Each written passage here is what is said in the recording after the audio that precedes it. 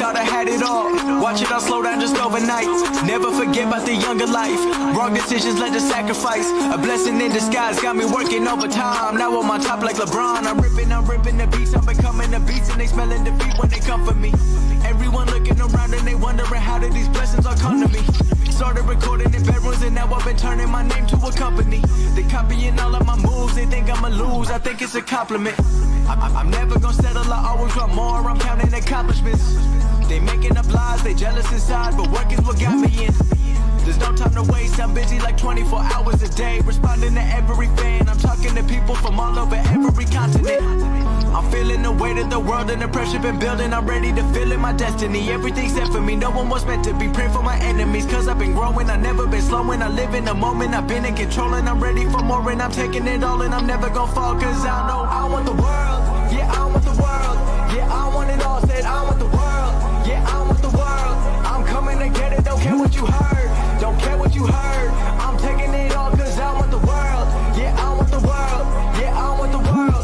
I want $1 million cash so I can give back to people who pay me their time. They tell me that time equals money, so I keep on saving and I'll never run out of mine. I'm doing what I gotta do when I fell in love with a chase now. Every day I wake up with a couple thousand plays, but I won't get carried away till I'm performing in every state. I'm moving up the ladder, no shortcuts. Everybody want a PJ or a tour bus, but I'm too busy working on my next rap, trying to be an icon like I'm on a desktop. I feel like a king, but I work like a sweatshop. Ain't nobody doing what I'm doing cause I'm next up. Driven by all the anxiety, everyone trying me. I got no time to just rest up. And I've been moving up finally. Everyone been trying to find me. They looking for secrets, nobody sees the work that I'm doing so quietly.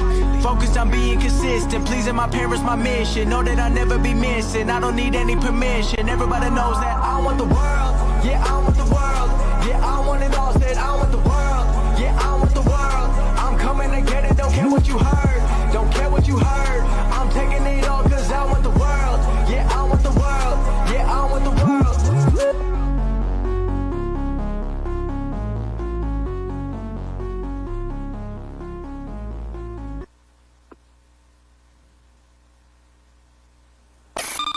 Notícias do Brasil e do mundo. O Ministério da Saúde confirmou mais 165 mortes por coronavírus no Brasil nesta quarta-feira. E com isso, o total de óbitos chegou a 2.906. Ao todo, são 45.757 os casos confirmados no território brasileiro, onde a Covid-19 tem 6,4% da taxa de letalidade. No estado de São Paulo, onde ocorreram 1.134 das mortes confirmadas, o governo João Dória anunciou o afrouxamento gradual das medidas de isolamento social a partir de 11 de maio. O avanço da Covid-19 continua a impactar a economia brasileira. O dólar chegou a mais um recorde nominal durante os negócios, cotado a R$ 5,37. E um estudo da FGV aponta que as atividades de turismo no Brasil devem sofrer um forte baque. Nesta quarta, a Caixa deve pagar o auxílio emergencial de R$ 600 a mais de 5 milhões de pessoas. Nos Estados Unidos, o chefe da agência americana responsável pelo desenvolvimento da vacina contra o coronavírus diz que foi demitido por se opor ao tratamento promovido pelo presidente Donald Trump. Rick Bright disse nesta quarta-feira que foi demitido do cargo de chefe da Autoridade de Pesquisa e Desenvolvimento Biométrico Avançado, agência governamental que desenvolve tratamentos e vacinas, e foi rebaixado para uma posição menor no Instituto Nacional de Saúde, por não apoiar o tratamento com cloroquina. Foi em resposta à minha insistência para que o governo invista os bilhões de dólares alocados pelo Congresso para combater a pandemia da Covid-19 em soluções seguras e cientificamente comprovadas, e não em medicamentos, vacinas e em outras tecnologias sem mérito científico, disse Bright em um comunicado à imprensa. Notícias do Brasil e do mundo. Boa noite, pessoal, boa noite. Começa mais um programa de Quebrada a Quebrada com o locutor Wellington Lopes aqui na Rádio Boa Música FM. Tudo bem com você, Wellington? Eu tô da hora. E você, Rick, como que você tá? Tudo ótimo, graças a Deus, tirando essa pandemia, ou de resto tá tudo ótimo, porque graças também à pandemia, tem um lado positivo disso, que as plataformas digitais estão mais fortes, então a rádio está ganhando mais audiência. Pode crer, isso é positivo, né? Quem tá na quebrada tá podendo ver aí esse programa e tá participando por uma plataforma que é democrática, né? Pelo menos. Com certeza, com certeza. E como foi sua semana, Wellington? Fala pra nós aí. Cara, minha semana foi corrida. Peguei bastante cesta básica essa semana. Estamos fazendo um trampo aí.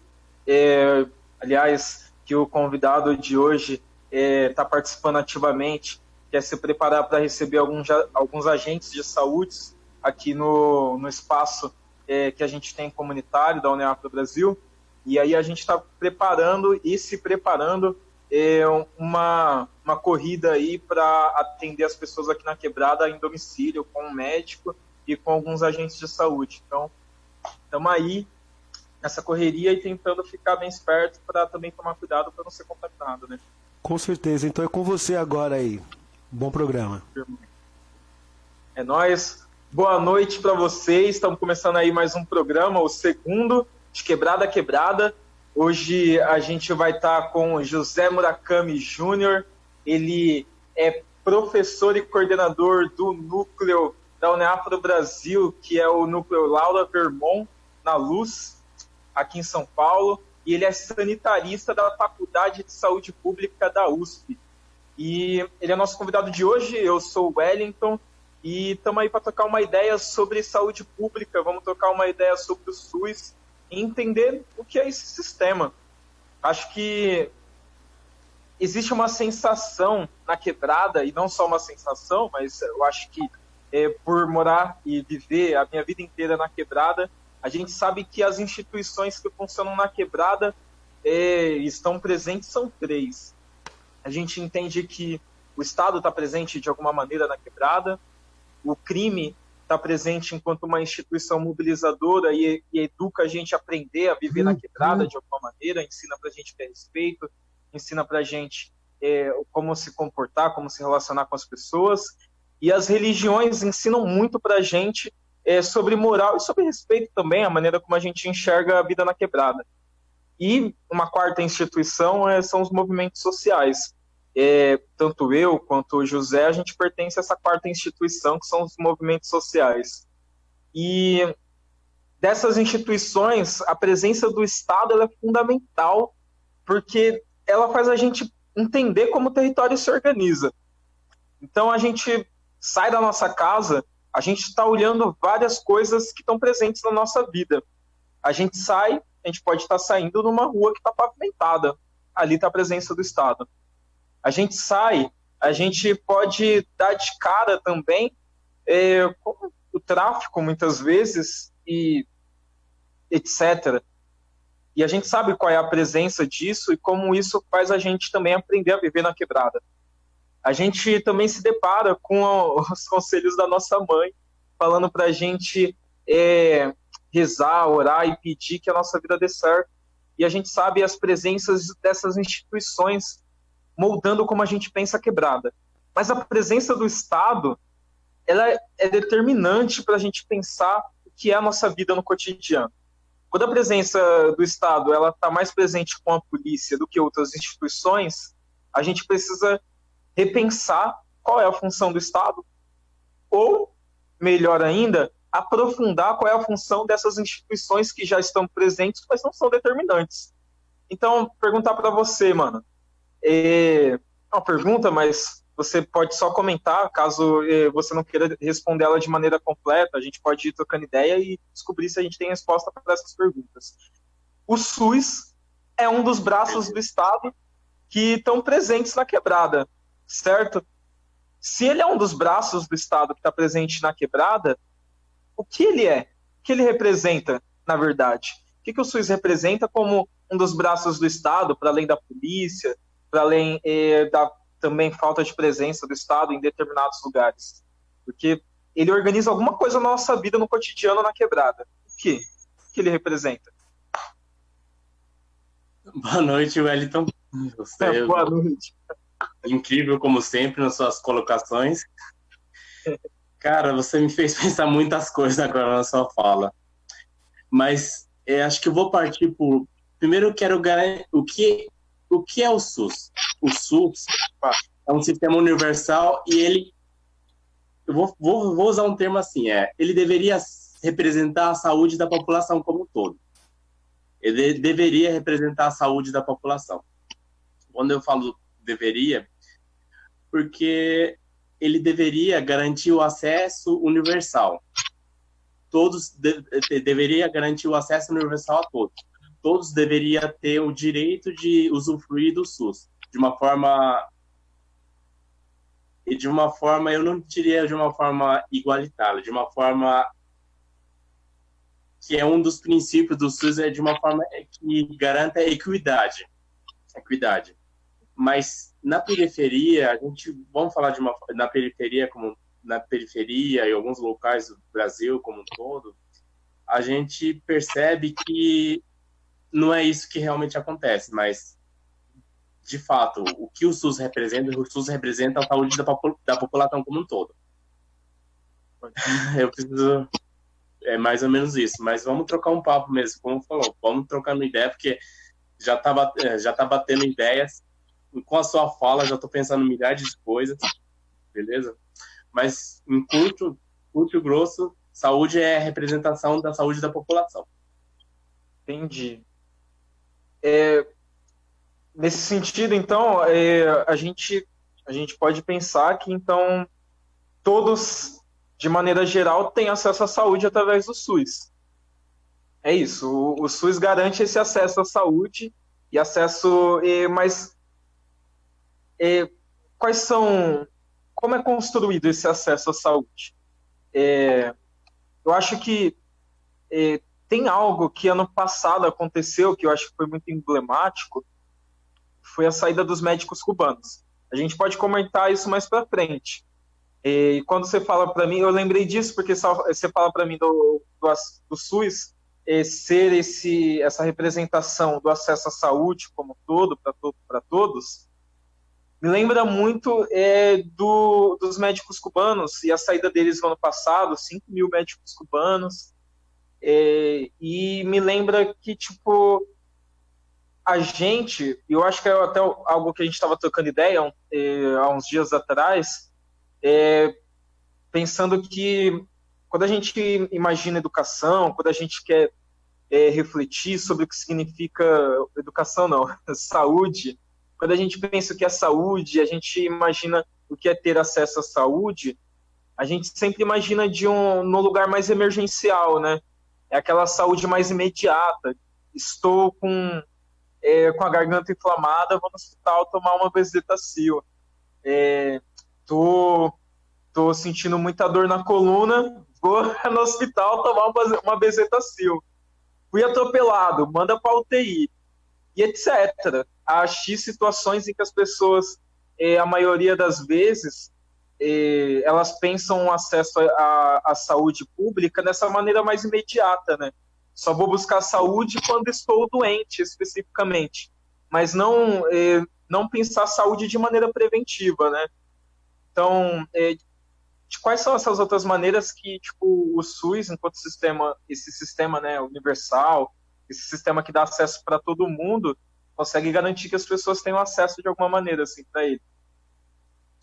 Então, Wellington, você tocou um ponto bem importante, é que realmente as pessoas realmente pensam no SUS em só uma parte dela, que é o atendimento emergencial e urgência e emergencial.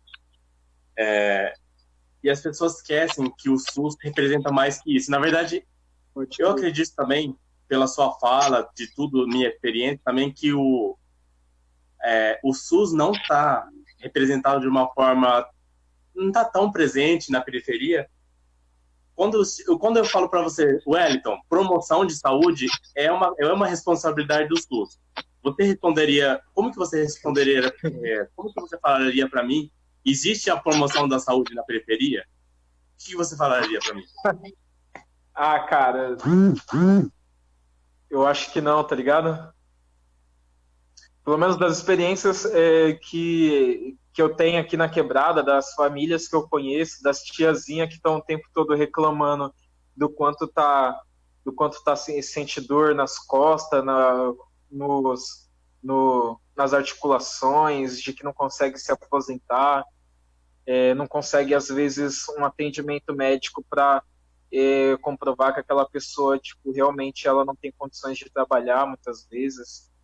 e a demora, muitas vezes, no atendimento de questões básicas, assim, tipo, muitas vezes até poder marcar um agendamento. Antes a gente tinha, pelo menos aqui em Poá, né? Vocês aí que estão assistindo, eu e o José somos de Poá, da mesma cidade. Tinha um tempo que aqui em Poá tinha umas agentes de saúde que batiam de porta em porta, né? Isso facilitava muito o acesso a esse atendimento, que não era o atendimento emergencial, né? Que é acompanhar a saúde das pessoas antes delas irem ao médico e tal. Acho que isso era muito positivo, né? Eu não tenho visto mais isso. Eu acho que, sei lá, muito louco, né? Não sei. Acho que, tipo, as pessoas não sabem o que é e não têm muito acesso. É o famoso, que a gente fala, é o Saúde da Família. É o Saúde da Família, é o Programa de Saúde da Família. E são agentes comunitários da saúde, né? São agentes treinados que deveriam fazer essas visitas residenciais, justamente, e como você falou, perguntar para a pessoa se ela estava bem, se ela está bem. Não esperar que a pessoa procure uma unidade, uma UPA ou uma unidade de emergência, quando o problema já estiver instalado. Fazer com que a pessoa faça parte do sistema de saúde bem antes do problema acontecer. Essa noção de promoção de saúde mesmo, né? A gente fala, Wellington, que a promoção vem antes da prevenção, né? Primeiro você faz a promoção para você depois prevenir. Promoção é uma coisa fundamental que talvez não acontece de uma forma assim boa na periferia, igual você relatou mesmo, que não tem uma visita, vamos supor, um espaço bacana. Você falou, a gente conversou sobre capoeira. Capoeira pode ser um instrumento de promoção de saúde, entende? Capoeira é um instrumento de promoção de saúde. Física e mental, né? Sim, e esse é um instrumento que talvez o Estado, a unidade básica, o local, deveria fazer uma comunicação com a comunidade, com o território, para fazer essa promoção de saúde de várias formas, né? E você falou de acesso, só deixou que a gente conversou esses dias sobre o acesso, que eu comentei com você que o acesso a gente tenta, no SUS, o SUS tenta garantir uma cobertura universal. Existe uma cobertura universal. A gente conversou esses dias, se vir um estrangeiro para o Brasil, ele pode ser atendido pelo SUS. É um sistema universal que você não vê nos outros lugares do mundo, entende? Você garante isso. Um estrangeiro, ele tem acesso, ele tem a cobertura. O problema que eu comentei com você esses dias, que o acesso talvez não seja tão universal. Que a gente sabe que, no questão do racismo, vamos colocar a questão da Uniafro, que a gente luta já há um tempo já. O acesso é uma questão, o acesso ao SUS talvez seja um pouco racista, no sentido que eu vou trazer alguns dados, mas nada muito assim grave, tá? A gente fez um levantamento que o homem negro, ele tende a iniciar o tratamento antirretroviral, o tratamento do HIV, bem mais tarde, em média, do que um homem branco, entende? Mas por que isso acontece? Então, todas essas perguntas que tem que ser feita, que tem que ser questionada, e a gente tem que lutar para que não aconteça esse tipo de coisa, né? Esse desigualdade no acesso.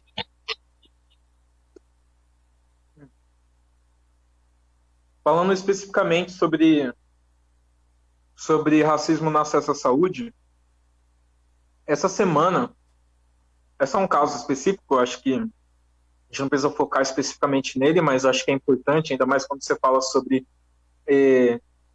esse racismo no acesso à saúde. Eu acho que quem está ouvindo, até dica de leitura, leiam Racismo Estrutural, do professor... Eu não vou conseguir lembrar agora o nome do professor, mas ele é professor de Direito no Mackenzie, e também é presidente do Instituto Luiz Gama. Se vocês procuram racismo estrutural, vocês vão curtir muito essa leitura. Eu acho que quando você fala isso, a gente lembra que, bom, o racismo ele funciona como um sistema que é mais ou menos estruturado como uma casa, né? A casa ela precisa de uma estrutura para ficar em pé. Nesse sentido, quando a gente pensa o racismo, a estrutura que mantém ele em pé é uma estrutura de seletividade no acesso a uma série de políticas públicas básicas para a vida cotidiana.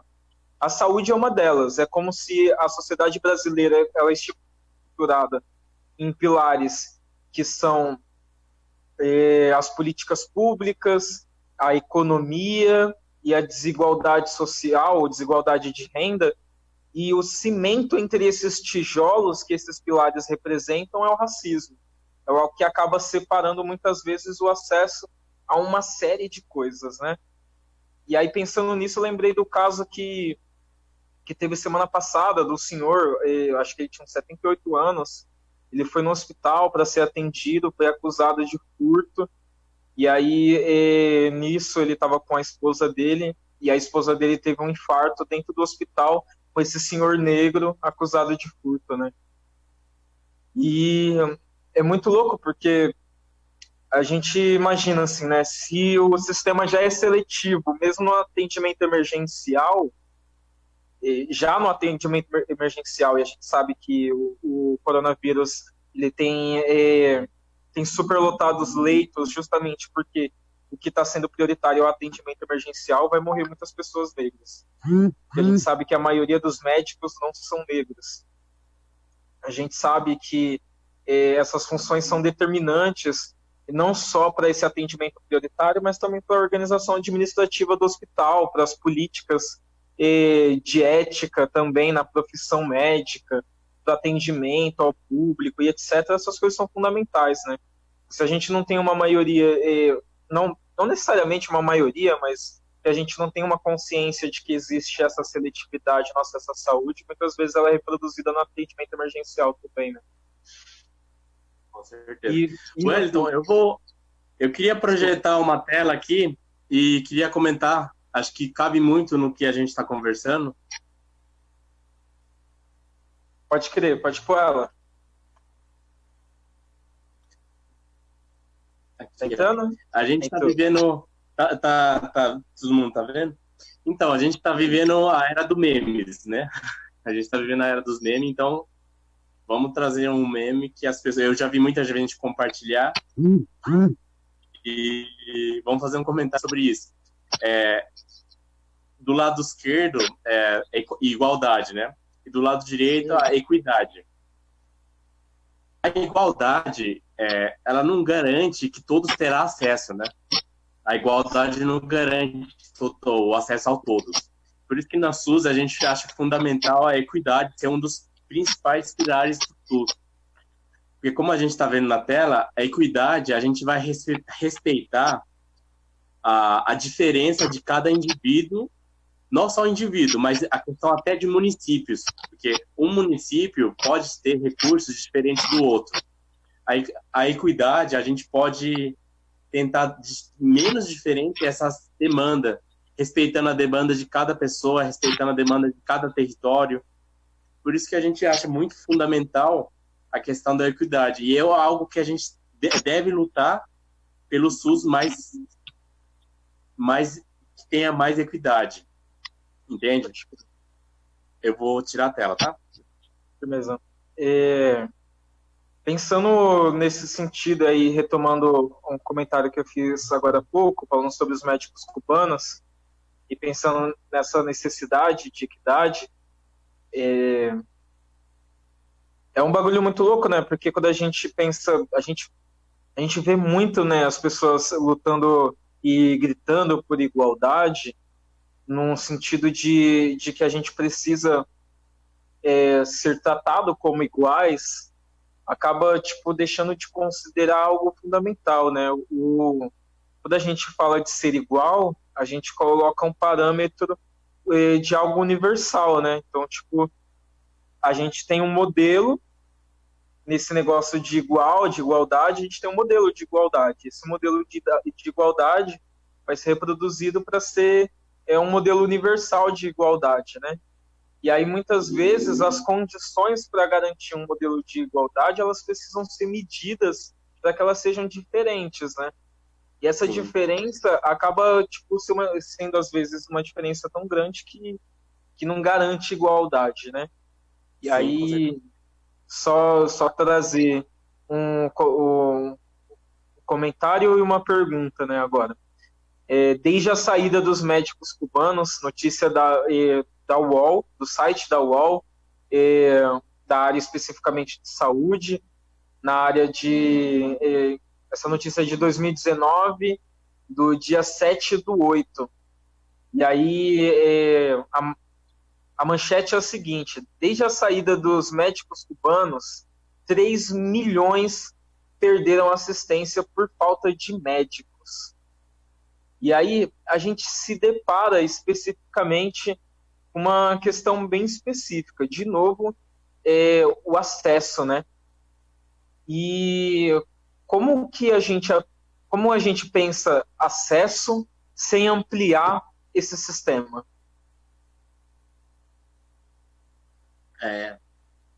Eu queria complementar essa sua pergunta também, é que a gente pensa no SUS, a gente tem um modelo, só para complementar também, que vai ser uma boa hora, a gente acaba pensando no SUS somente como um sistema médico-paciente, entende?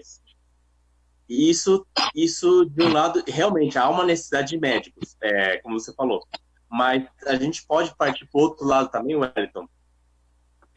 Eu não tipo, tenho números de qual eu sei do impacto que é a falta dos médicos cubanos que tem isso, mas a gente pode pensar do outro lado também que é uma falta, e também é uma boa hora para a gente refletir que o sistema de saúde não é somente o médico ou o enfermeiro, pode ser tem a questão do multidisciplinaridade, né?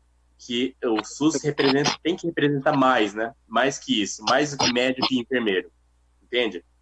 Mas nessa só questão dos médicos cubanos, é exatamente isso.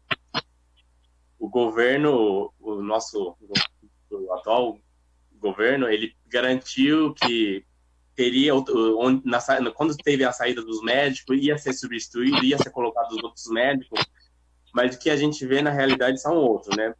São outros.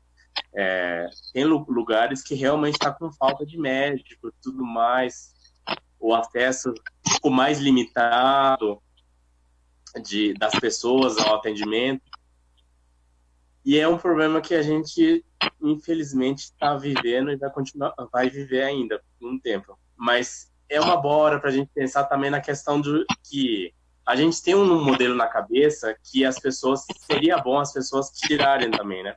Não é só um médico, não é só uma enfermeira. Todo mundo pode promover a saúde, entende? O Wellington, você dando aula de capoeira pode promover a saúde na periferia, entende? Como eu falei, todo mundo pode ser um promovedor de saúde, entende?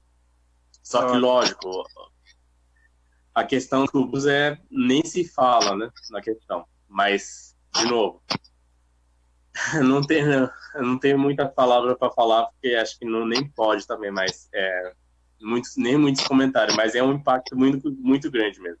Fora que eles eram os profissionais excelentes, né? Eles eram os profissionais excelentes. Na sua formação, em tudo quanto é nível, eles são profissionais excelentes. E aí o Brasil acabou perdendo, né? É um bagulho muito... acho que para não usar outra palavra, é um bagulho muito bosta quando a gente pensa nisso, difícil de lidar, porque Sim, eu sou cientista social, tá ligado? E é difícil não pensar na palavra da vez naquele momento. Na verdade, não especificamente no momento da saída dos médicos cubanos, mas no momento anterior, que era no ano das eleições, que era a palavra ideologia, né? E, bom, ideologia especificamente enquanto conceito, e um conceito marxista. Acho que quem está ouvindo e talvez não conheça o que eu estou falando especificamente, ideologia pode significar um conjunto de ideias. E nesse conjunto de ideias se entendeu que os médicos cubanos representavam um mal, justamente porque, não um mal especificamente para a área de saúde, mas um mal político. E essa figura política que criaram dos médicos cubanos, enquanto um mal representado na relação que ele tinha, o Estado brasileiro tinha com Cuba, afetou diretamente a vida de 3 milhões de pessoas. E pessoas que muitas vezes, acho que talvez as pessoas que tiveram contato direto, principalmente com esses médicos cubanos, talvez nem tanto. Mas muitas famílias, muitos bairros de quebrada, periferia, bairros nobres, de classe média e etc., de todas as classes, foram afetados por esse discurso ideológico, que se pregava não ideológico, de que tanto Cuba quanto a presença desses cubanos aqui no Brasil representavam um mal para o Brasil. Uma influência negativa para o desenvolvimento político, econômico, intelectual e científico, quando a saída dele se provou totalmente contrário, né? E aí é muito foda. Na quebrada a gente está lidando com vários problemas assim. E aí eu venho fazer outra pergunta, especificamente pensando nessa finalidade. Você traz que o SUS ele tem essa tarefa que a gente precisa tirar da nossa cabeça, que é esse modelo universal de atendimento médico. Ele é mais amplo e deve ser pensado de maneira mais ampla, certo? E a gente entende que pensar a saúde coletiva é uma responsabilidade de todos, então. Aprendi com você agora. E aí a gente pensa, então, qual a finalidade do SUS pensando saúde coletiva, então? Se não acontece a promoção e ela deveria acontecer, como a gente consegue pensar saúde coletiva através da finalidade do SUS, assim? Dá para a gente conseguir se organizar coletivamente para pensar essa saúde coletiva, também ajudar a ampliar o acesso do SUS de alguma maneira? Agora eu vou falar sobre a saúde básica, né? Saúde básica. Então, é que o que acontece, pelo menos os relatos que eu tive conversando com várias pessoas das quebradas, alguns meus amigos, colegas da saúde pública, que está atuando nas ocupações, nos centros, da Zona Norte, Zona Sul, Zona Leste, o relato deles é que nessa hora de crise, a unidade básica meio que desapareceu. A unidade básica desapareceu. E essa a unidade era básica são os postos de saúde, UPA... postos de saúde. É que cada lugar fala de um jeito, cada território fala de um jeito, né? Um fala unidade básica, posto de saúde. Mas é isso mesmo, isso é mesmo. Mas aí cada local fala de um jeito, né? Mas nessa unidade básica meio que desapareceu. E ela deveria representar a saúde no território, entende? Ela é o local mais próximo da saúde e do território. E por que ela desapareceu agora? Ela não deveria estar desaparecendo agora, ela deveria estar mais presente nas pessoas, porque eu acho fundamental que tem que ter os dois lados, entende? A unidade básica tem que chamar as pessoas, o posto de saúde, como você quiser falar, tem que chamar as pessoas para fazer com que as pessoas sintam parte daquilo, entende? As pessoas só vai lutar por aquilo que se sente, que acredita que faz parte. E quando eu falo da unidade básica, ela representa a saúde no território e ela tem que lidar com o território de uma forma que a pessoa vai se sentir parte dela, para fazer construir algo que é para todos, né? Que é a unidade básica. E esse é o ponto-chave da saúde básica, né? Que a pessoa tem que fazer parte. A comunidade, o território tem que fazer parte. Tem que fazer parte da construção da unidade básica, da saúde básica, né? que eu acredito que não tem acontecido muito nas quebradas. É um bagulho muito louco. Tipo, eu acho que essa fita de pensar qual é a presença dessas instituições que mobilizam a periferia, né? Lá no Rio de Janeiro, a gente vê uma mobilização muito forte das favelas, principalmente a favela da Maré, dos moradores do bairro, conseguindo arrecadar cestas básicas, mobilizando a população local para ter aquelas prevenções básicas para não proliferar a contaminação, tentando se manter dentro de casa, evitar o contato físico e social, limpar sempre as mãos com álcool gel e água com sabão. E aí a gente vê uma mobilização também muito forte de artistas que estão apoiando essas quebradas, artistas negros também, muitos deles, por exemplo, um dos coletivos que foram apoiados no Rio de Janeiro, na favela da Maré, o Maré 0800, que foi apoiado pelo Belo, que esse coletivo, tem uma amiga minha que é a Gisele Martins, jornalista, comunitária também. A gente vê uma mobilização muito grande nas quebradas e nas periferias, mas quando eu falo especificamente sobre essas instituições, a gente vê também exemplos de traficantes, do tráfico, na verdade, não traficantes, mas do tráfico enquanto movimento, se colocando à frente também contra a prevenção. Isso é muito assustador e é simbólico, porque a gente pensa que o tráfico surge justamente por conta da falta da presença do Estado nesses bairros, e aí eles criam uma própria resposta para isso, né?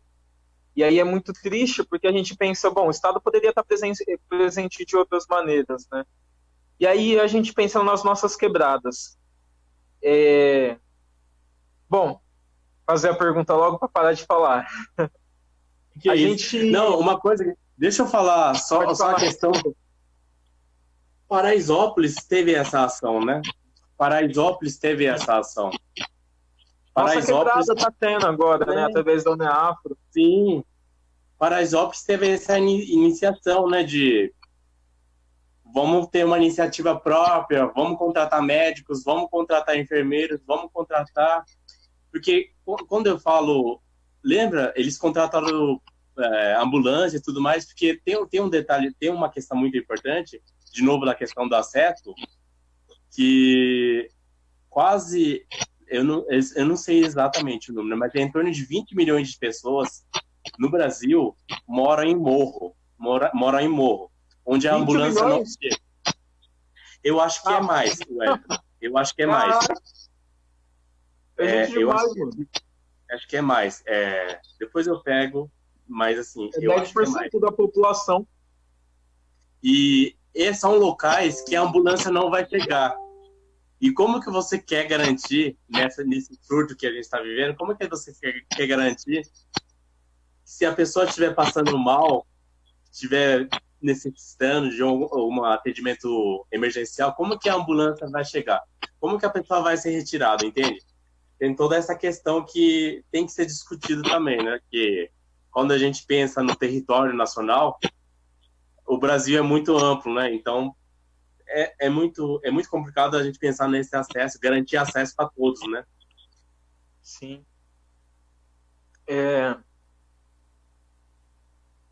Cara, eu fico pensando especificamente no momento que a gente está vivendo, porque ele é um momento simbólico, e esse simbolismo ele está representado pela maneira como politicamente o Brasil tem se desenhado nesses últimos 5, 7 anos, né? Sim, com certeza. Vem sendo feito um debate muito forte, com conflito, e falo de conflito declarado politicamente, de conflito entre grupos políticos, de conflito quando isso influencia ações individuais e coletivas de determinados grupos contra pessoas que divergem, por exemplo, na maneira como tanto o presidente quanto os filhos do presidente têm se posicionado publicamente contra o coronavírus, contra a quarentena, como eles têm se posicionado publicamente, demonstrando ameaças contra adversários políticos, postando vídeos com atiradores, com camisas do presidente, etc. Isso é muito assustador para o clima que a gente está vivendo.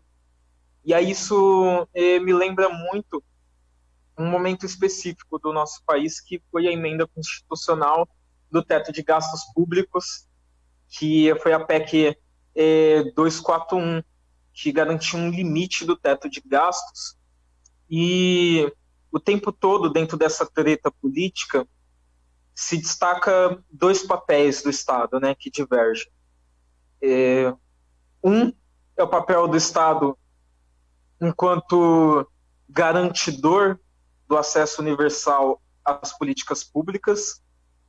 O outro papel é aquele papel que fala que o indivíduo é responsável por si mesmo, né? E aí o tempo todo tem se gritado que, tipo, mano, as pessoas não vão ter acesso aos bens básicos de manutenção do salário, de alimentação e etc., porque o Estado não consegue pagar por isso. Mas o SUS é público, não é? Há outras políticas públicas que podem servir também como garantias para que essas pessoas tenham acesso, e deveriam ter acesso especificamente, porque o Estado ainda não é um Estado mínimo. Aqui no Brasil, o Estado ele não está reduzido no indivíduo, né? O indivíduo ainda não é garantidor da própria saúde, ele pode, mas não é. Ele tem ainda acesso ao SUS, mesmo pagando pela saúde particular, certo? A grande maioria da população.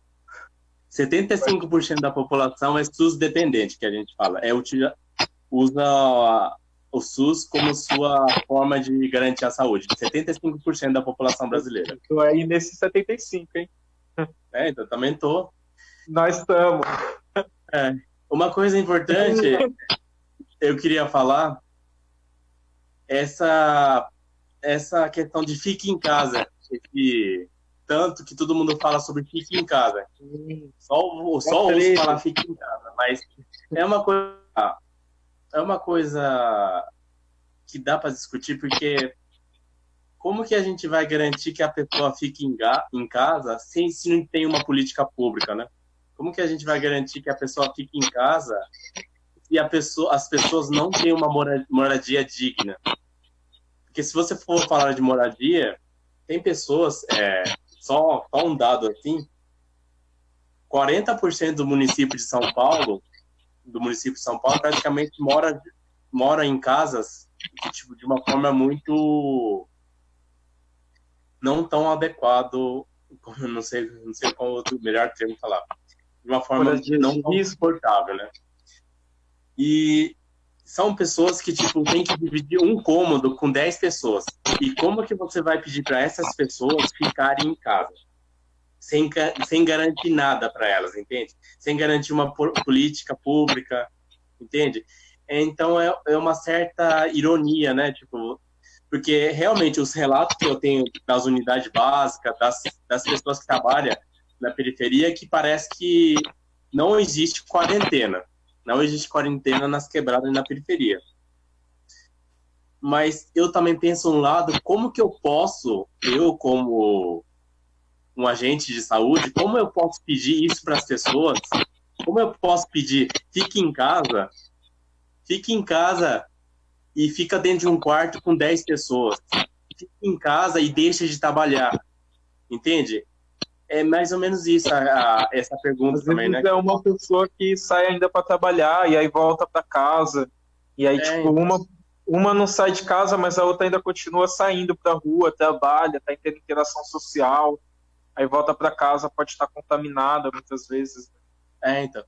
Tem toda essa questão da política pública, que a política pública deveria garantir, deveria ser mais ampla e mais mais amplo para garantir isso, né? Antes de falar para as pessoas ficar em casa. Lógico, epidemiologicamente, é a melhor resposta que a gente pode dar. As pessoas têm um isolamento social. Mas como que você vai pedir isso para a quebrada e para a periferia sem garantir uma política pública mais digna, entende? Não estou falando só dos R$600. R$600 é muito pouco, entende? R$600 é muito pouco. Como você vai garantir um isolamento social amplo, de uma forma mais digna, para as pessoas apenas com R$600, entende? Ou R$1.200 no máximo por casa, entende? E as pessoas estão morando numa casa com 9, 10 pessoas. Tipo, isso é desumano, né? Na questão. Mas tem toda a questão política que o que a gente deve fazer é lutar por uma forma mais uma política mais justa, né? Uma política pública mais justa. Infelizmente, tudo vai passar, tudo vai ficar bem. A questão do coronavírus vai passar. E tem iniciativa como a sua, da Uniafro, que tem lutado junto com a população periférica para garantir, né, de uma forma, essa política pública que não chega, né, de uma forma na periferia. A Uniafro e outras entidades têm garantido isso, né? E o que a gente pode fazer é isso também, né, Wesley? Não é porque o cobertor está ficando curto que a gente precisa competir, né? Não, é nessa hora que o cobertor está ficando curto que a gente precisa ser solidário, né? E isso vem de novo no que você estava falando sobre igualdade e equidade, né, mano? Acho que eu não tinha pensado... Na verdade, não pensei muito bem nisso, mas você fez refletir melhor agora. Tem um bagulho muito foda, né, mano? Que, tipo, a quebrada tem contextos diferentes. Tem formas de moradia localizadas territorialmente de maneira diferentes e com um abismo gigantesco social, né? A gente tem moradias que estão na beirada de rios, a gente tem moradias que estão do lado de terrenos baldios, como a minha casa. Minha casa tem eu, tem minha mãe, meus 2 irmãos pequenos e o marido dela. No mesmo quintal mora meu tio, a esposa dele e a filhinha dela, e minha avó e meu tio que mora com a minha avó, né? Já nem sei quantas pessoas são, já perdi a conta já. A gente mora do lado de um terreno baldio. A gente tem um problema desgraçado com rato lá. E é muito louco, porque eu estava pensando nisso e pensei nas outras situações, né? Nas populações ribeirinhas, que tem problemas com outras doenças e que, com a possibilidade do coronavírus se proliferar para esses lugares mais distantes ou para lugares também, territórios urbanos em que tem pouco saneamento básico, não tem pavimentação de rua, não tem acesso fácil a órgãos públicos, escola, postos de pronto atendimento, os postinhos de saúde, não tem acesso aos prontos-socorros, não tem acesso a delegacias de polícia, por tudo que a polícia pode representar numa quebrada, mas não tem acesso a uma delegacia de polícia em casos de violência e de violação diretas aos territórios, nesse sentido, pensando, por exemplo, povos indígenas, povos ribeirinhos que estão sendo afetados por garimpo ilegal, afetado por desmatamento, e você falou um pouco tempo atrás da galera que está nas ocupações, os despejamentos nas ocupações, tirando as pessoas de moradias. A gente em São Paulo tem uma população de 25 mil pessoas em situação de rua. Não tenho certeza de quando é esse dado, mas quando eu vi era mais ou menos 2017, 2018, a gente tinha uma população em situação de rua, cerca de 20 mil pessoas só no centro de São Paulo, na região do centro de São Paulo. Acho que a gente se depara com vários problemas, né, para ir se em casa. fica em casa, mas aí você não tem saneamento básico, você não tem acesso à água. Fica em casa, mas tem um esgoto a céu aberto, você pode, tipo, às vezes ter problema com outras doenças. E isso faz com que a pessoa tenha que procurar uma unidade de saúde. Então, há uma série de outros problemas que tornam essa pandemia no Brasil mais complexas, né? Desculpa, pode Só fazer falar. uma colocação aqui. É que a pandemia, o coronavírus, vamos falar sobre ele como sujeito, né? O coronavírus, quando ele veio do norte para o sul, se começou a discutir porque a gente acabou projetando como que o coronavírus estava se dando com a população, com o indivíduo. A gente acabou criando um modelo europeu e asiático, né? A gente acabou criando que as pessoas vão se infectar, as pessoas vão adoecer e as pessoas talvez vão morrer. A gente acabou criando esse modelo, né? E quando ela veio pro sul, mais pro sul, começou a discutir que ela começou a expor outras questões, né? Ela começou a expor outras questões que a principal dela é a desigualdade, né? Ela começou a expor de uma forma a desigualdade. Eu não sei quem que é, mas uma pessoa colocou no Twitter que o coronavírus ia deixar as pessoas postas de uma forma igual. A gente sabe que não é isso que realmente está acontecendo, né?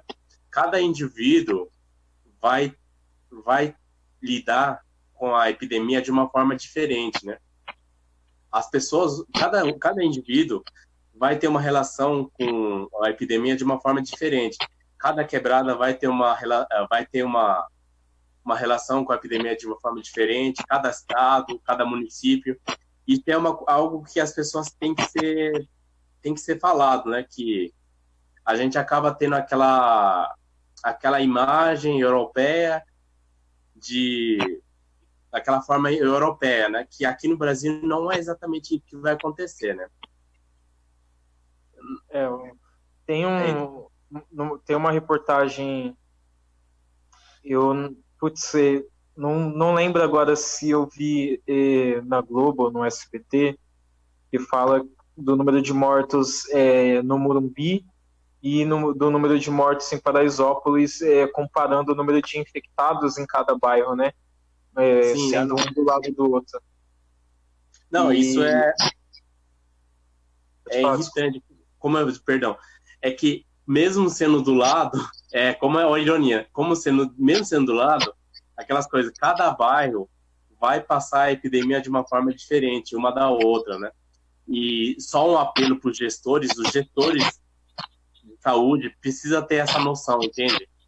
De que cada território vai lidar com a epidemia de uma forma distinta, e isso tem que estar em mente, né? Dos gestores de saúde e da população também, né?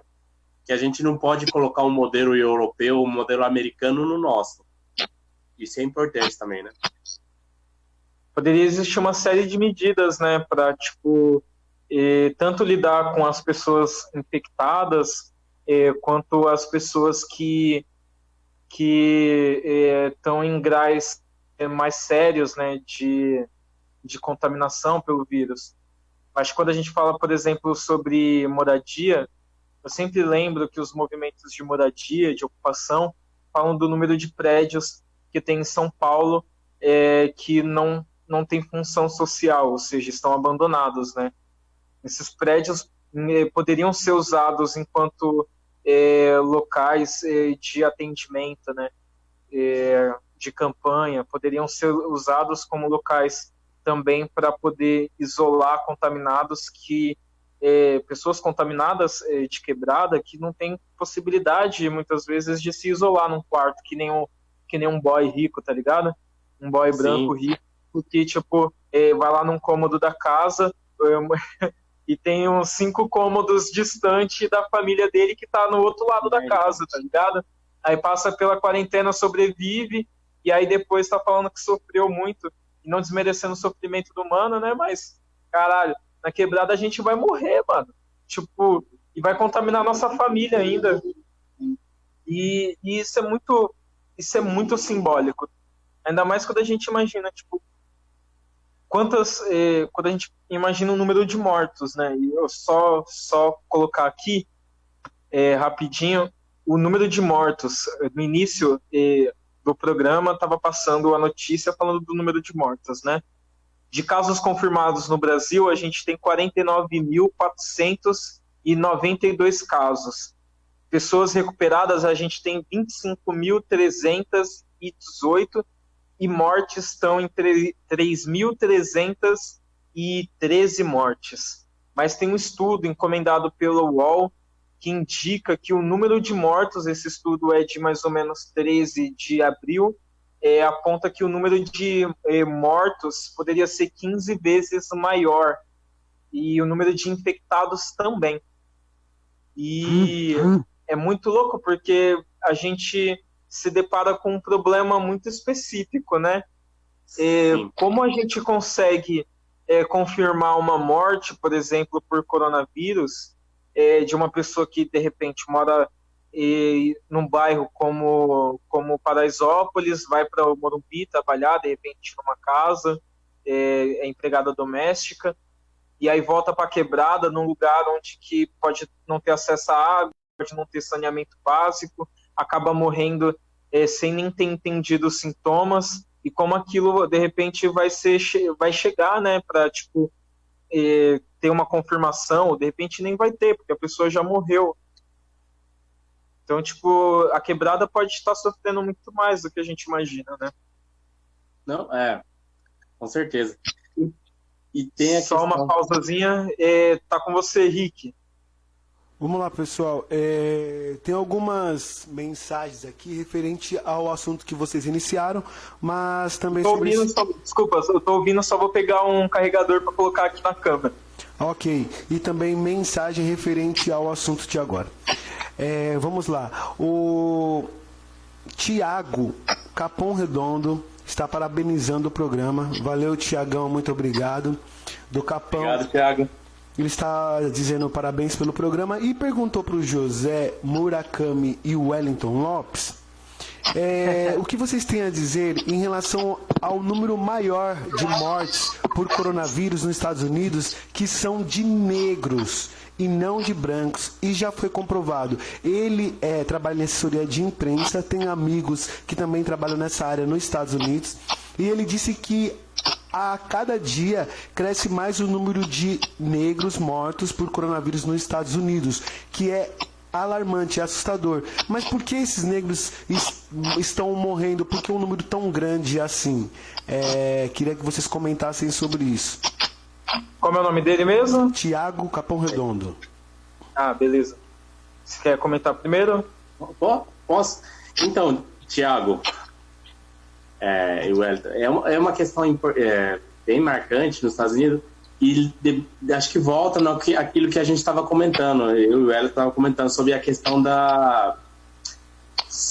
tem a questão histórica, e tem a questão também de moradia, a política pública, e quem essa política pública está atendendo, entende? Aqui no Brasil, só para fazer um comparativo com o Brasil, lembra? As pessoas estão fazendo piada de pessoas que tá esperando o auxílio emergencial. Certo. Entende? E aquele auxílio emergencial, e para pessoas que não estão recebendo, elas vão ter que se sujeitar à infecção, ou talvez se infectar, trabalhar de uma forma, correr o risco de talvez se infectar, porque não estão recebendo o auxílio. E a gente pode pensar isso nos Estados Unidos também, né? Quem são essas pessoas que estão recebendo auxílio? E de novo, tem a questão histórica dos Estados Unidos, né? Que acho que o Wellington pode falar bem melhor do que eu. Então, Thiago, cara, eu acho que a fita é o seguinte, tá ligado? A gente tem problemas muito específicos quando a gente pensa a maneira como o Estado é organizado politicamente e a maneira como o Estado é organizado politicamente pensando liberdade, tá ligado? A liberdade, ela não vem de graça, tá ligado? Ela é um bem. Pensando que ela é um bem, ela é comprada, basicamente. Você é livre, mas você precisa comprar a sua liberdade tendo acesso à garantia de uma vida integral. O que é uma vida integral? Que acesso a um bom trabalho, saúde, moradia, educação, lazer e etc. E tem um problema político muito bem construído e desenhado nos Estados Unidos, e a gente sabe isso, como o José acabou de falar. Isso é um problema construído historicamente. Os Estados Unidos foram construídos por anglo-saxões, por homens brancos, até a virada do século XIX, do século XIX para o século XX. A gente tinha gente branca colocando capuz branco, amarrando o negro em poste e árvore, colocando em cartão de visita, tá ligado? Acho que tem uma questão muito específica, mano. O governo dos Estados Unidos é um governo branco. Quando o Barack Obama estava na presidência dos Estados Unidos, ele fez um pronunciamento bem específico falando sobre criar um sistema, pelo menos um sistema parcialmente universal de acesso à saúde para as pessoas que fossem mais pobres, ou pelo menos se criassem planos de saúde pelo Estado americano que fossem mais baratos, para que americanos mais pobres tivessem acesso à saúde, porque poderia existir um momento de uma crise global de saúde. Isso que ele fez foi muito simbólico, com todos os problemas que podem ter tido o governo dele, porque o que ele estava falando queria dizer que os negros iam morrer, em maioria, no caso de uma pandemia. Os negros morreriam e morrem mais, porque a gente entende que organizar o território politicamente depende de questões muito simples e que não precisa de ser um doutor em sociologia, em ciências sociais, ciência política ou qualquer área de conhecimento científico na área de ciências humanas para saber. Os territórios se organizam economicamente e politicamente. Com certeza. Se eles se organizam Certeza, com certeza. Sim, e se eles se organizam política e economicamente, a gente entende que as pessoas que moram nos bairros mais privilegiados economicamente vão ter acesso à saúde primeiro. Eles vão ter acesso à saúde e vão se recuperar primeiro. As pessoas que moram nos bairros mais pobres, infelizmente, vão ter um acesso parcial à saúde. Pelo menos aqui no Brasil, no caso brasileiro, que a gente, como o José disse, 75% da população tem acesso à saúde através do sistema do SUS. Mas 25% da população pode pagar pela saúde privada. Ainda assim, tem acesso ao sistema universal. Lá não existe um sistema universal.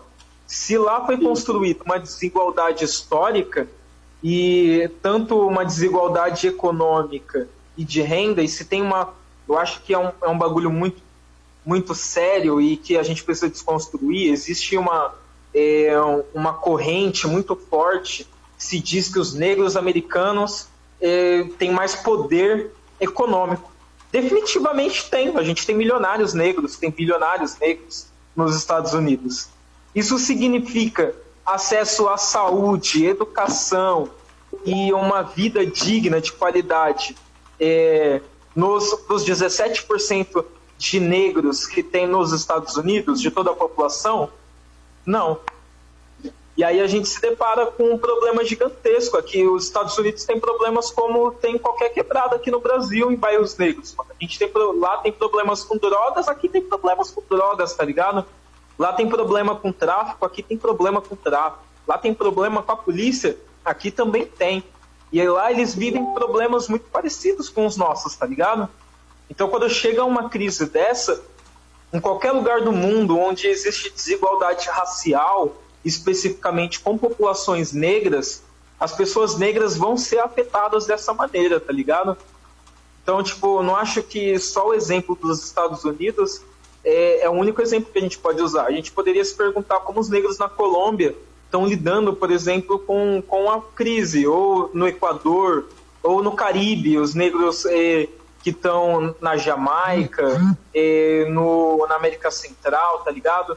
Que estão em outros países aqui das Américas, tá ligado? Na América Central, na América do Norte, etc. De que maneira essa crise afeta a população negra? Isso acaba trazendo para nós um bagulho muito específico, mano. Os negros, em qualquer lugar do mundo onde foi construída colônias, são os primeiros a serem afetados por crises econômicas, de saúde pública e crises políticas. A gente somos os primeiros a ser afetados. Então, vem uma frase muito específica aí, tá ligado? Que acho que a gente aprende a usar sempre na quebrada, tá ligado? É nós por nós, mano. E tá lá um presidente racista, fascista, que foi apoiado pela Ku Klux Klan. E ele tá cagando, mano, pela vida dos pretos. A gente vai morrer em rodo lá também, tá ligado? Aqui não vai ser diferente com o nosso presidente. É complicado. Mas o que a gente pode fazer é se organizar também, né, Wellington? E formar alguns momentos, alguma forma de prevenção também, né? A gente pode se organizar para prevenir. Tem várias formas, né? Mano, eu fico muito feliz, tá ligado, com o que nós temos feito. Thiago, o José, ele tá escrevendo um projeto, na verdade você já terminou de escrever, né? O projeto lá de agentes. O José tá escrevendo um projeto, Thiago, que é pra gente ter agentes de saúde, como tá sendo lá em Paraisópolis, com ambulâncias, com médico, dos nossos núcleos da UNEAPDA, tá ligado? E é um bagulho muito louco, porque quem fazia isso politicamente? Os Panteras Negras faziam isso, tá ligado? Com certeza. E os Panteras Negras faziam isso com um partido político. Eles não faziam isso através de uma empresa. Eles faziam isso com um partido político. A gente aqui no Brasil tem condição de ter um partido preto? Acredito, tá ligado? Isso de uma maneira, tipo, bem organizada, com um objetivo de transformação da sociedade, para reduzir essas desigualdades econômicas, para que a gente possa ter poder aquisitivo enquanto grupo, poder político enquanto grupo, capital político enquanto grupo. Ainda não acredito muito bem nisso, tá ligado? Mas eu acredito que a gente tem capacidade de se organizar coletivamente através da quebrada. É o José fazendo um projeto de saúde para que a gente tenha agentes de saúde na quebrada, batendo de porta em porta, tendo atendimento médico, tendo uma ambulância, tá ligado? Lá em Paraisópolis a quebrada tá se mobilizando. E, infelizmente, mano, onde nossos braços não alcançar e o Estado estiver cagando para nós, vai morrer preto, tá ligado?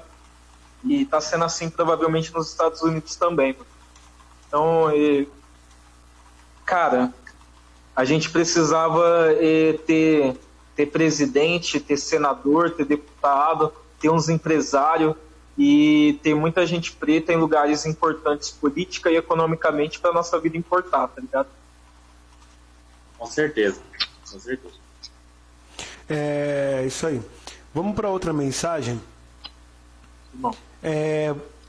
Vamos lá, Fernanda, Zona Leste, está mandando um parabéns aí pelo programa. Ela assistiu a estreia, está assistindo agora também, já está seguindo no Instagram desde a semana passada. E ela disse que vocês estavam falando sobre o HIV. José Murakami. Ela escreveu errado, gente, é Murakami. Parabéns pela sua fala. Eu gostaria que você falasse um pouco sobre o PrEP.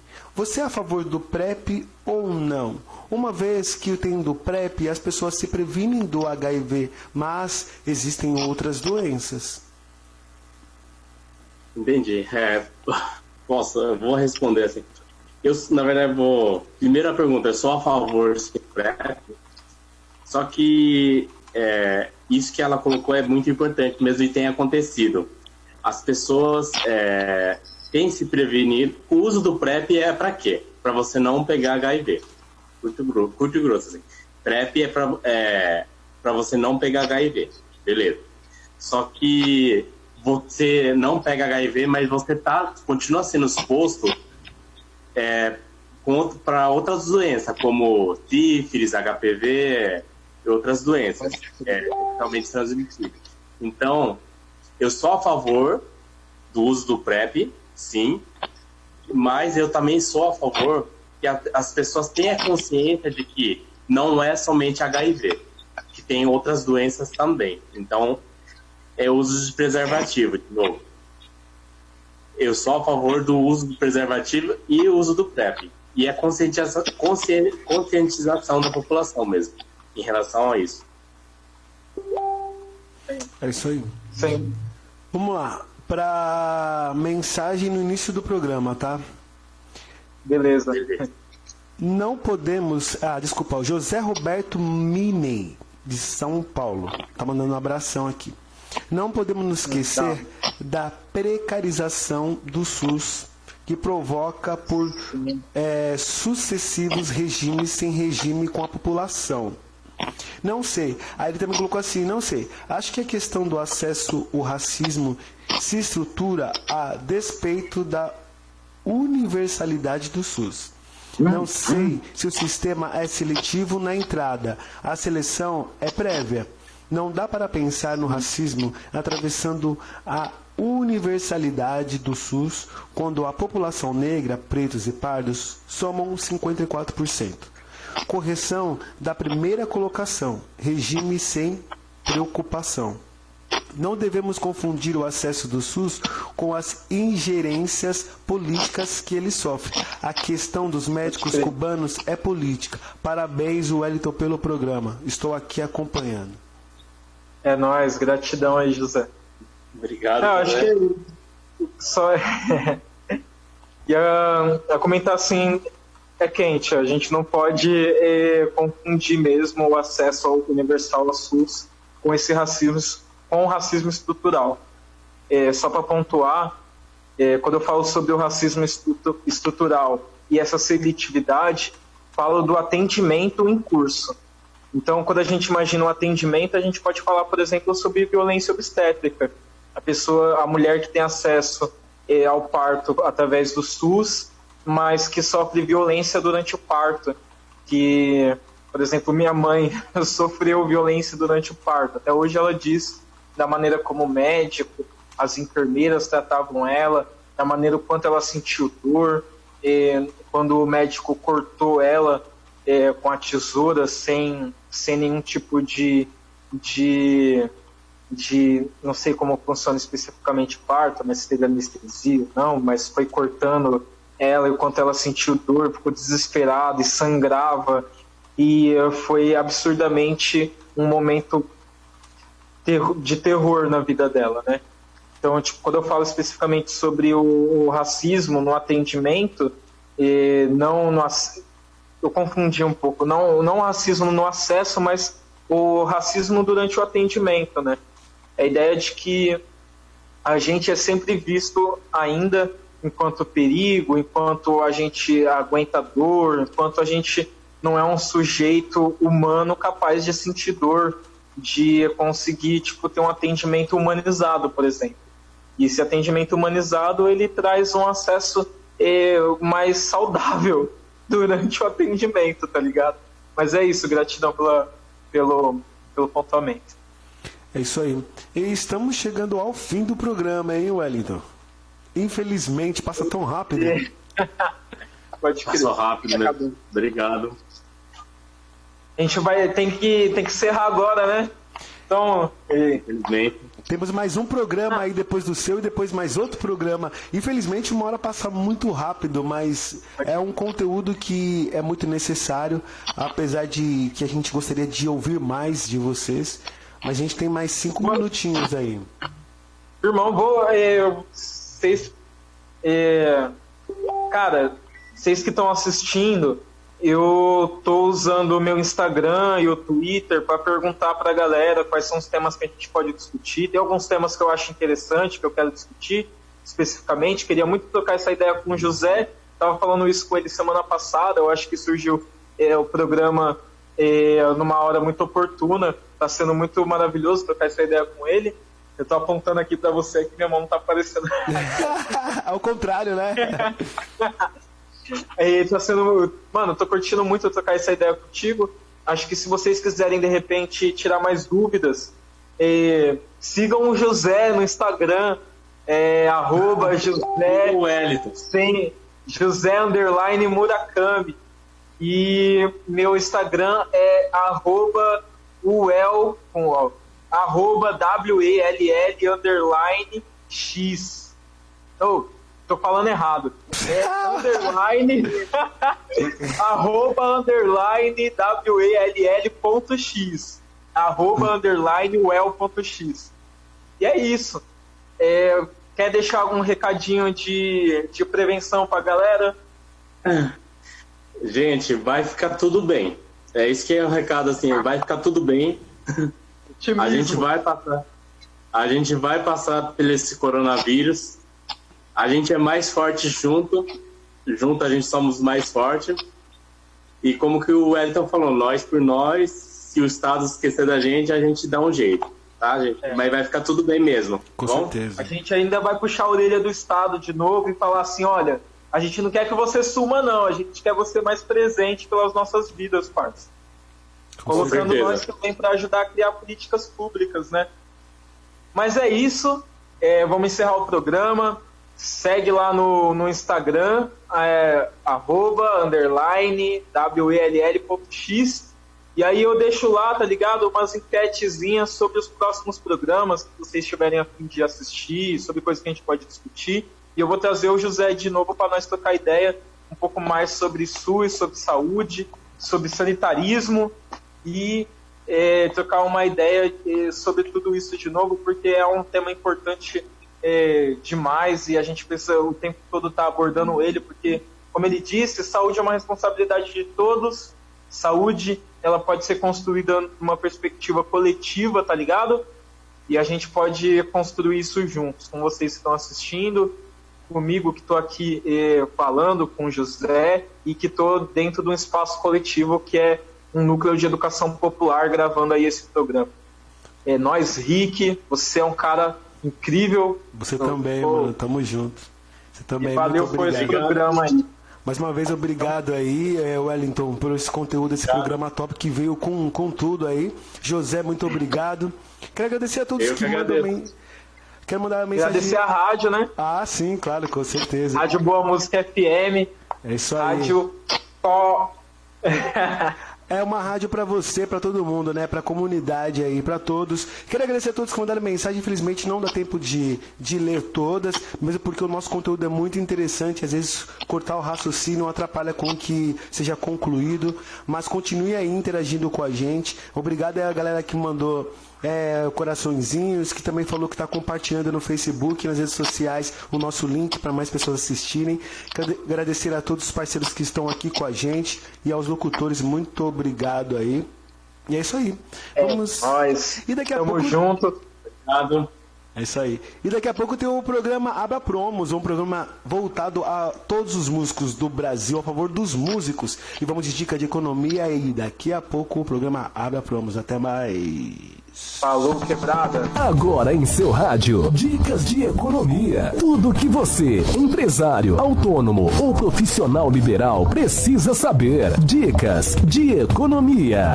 Este é um momento de valorização no mercado para as iniciativas que atuam em pequenas escalas de produção. Afinal, o consumidor tem apresentado uma preocupação maior com a procedência, personalização e impacto no meio ambiente em suas compras. As grandes indústrias ainda cumprem o papel de protagonistas do mercado, mas as pequenas iniciativas se mostram fortes competidoras, o que faz com que, muitas vezes, as menores sejam compradas pelas gigantes. Nesse contexto, o sapato artesanal é um exemplo que se destaca. Segundo informações publicadas pela Folha de São Paulo, embora o último ano tenha sido difícil para o setor, o mercado focado em calçados artesanais vendeu milhões e a previsão é que continue crescendo nos próximos anos. Dicas de economia.